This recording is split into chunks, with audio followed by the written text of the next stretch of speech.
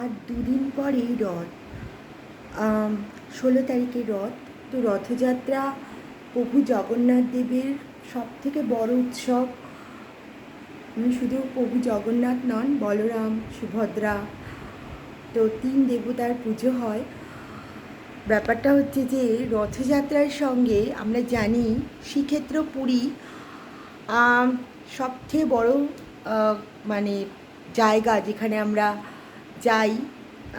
এছাড়াও আমাদের আরও বিখ্যাত রথের মানে রথের মেলা হয় বা রথ টানা হয়, এরকম প্রচুর আছে।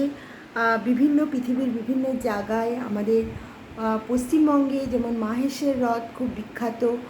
আমরা জানি মাহেশের রথটি লোহার তৈরি এবং ব্রিটিশ আমলে তৈরি এবং সবথেকে মানে লম্বা, মানে উচ্চতায় অনেক বড়। কিন্তু এছাড়া ইস্কনের রথ আছে, মায়াপুর ইস্কনের রথ আছে এবং অনেক অনেক জায়গায় অনেক বড় বড় সুন্দর সুন্দর রথের যে রথ টানার যে মানে প্রথা সেটা আছে।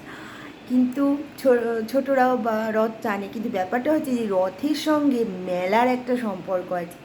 মানে আমরা অন্যান্য বিভিন্ন সময় যে সমস্ত মেলা দেখি, সেই সঙ্গে শীতকালেও অনেক মেলা হয়, কিন্তু রথের সঙ্গে একটা মেলার সম্পর্ক আছে এবং রথের মেলা বসেছে এই নিয়ে অনেক গান আছে, বিভিন্ন মানে গল্পগাথা আছে। তো মাহেশের রথের সঙ্গেও মেলা আছে এবং সেখানে আমরা জানি রাধারানী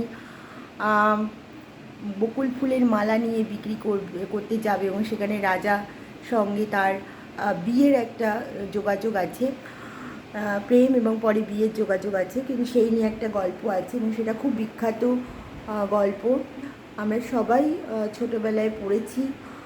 আর রথের মেলার সঙ্গে জিলিপি, পাঁপড় ভাজা, বিভিন্ন মাটির পুতুল, তারপর বিভিন্ন ঘর গৃহস্থালির সাজ সরঞ্জাম, আর সবথেকে পপুলার হলো গাছপালা।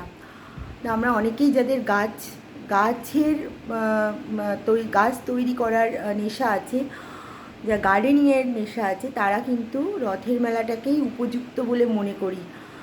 এবং এই সময় প্রচুর গাছগাছরা পাওয়া যায়, বিভিন্ন খেলনা পাওয়া যায়। তো ছোটোবেলায় অনেক খেলনা কেনার অভিজ্ঞতা আছে, যখন ছোটো ছোটো টিভি, ফ্রিজ, মানে ছোটো ছোটো সব খেলনা, খাট, আলমারি, ড্রেসিং টেবিল, তো বাড়ির বড়রা কিনে দিতেন রথের মেলায় নিয়ে গিয়ে। আর যেটা আগেই বললাম, জিলিপি, পাঁপড় ভাজা এবং অনেক ধরনের খাস্তা, গজা, এগুলো রথের মেলার বিখ্যাত ট্র্যাডিশন।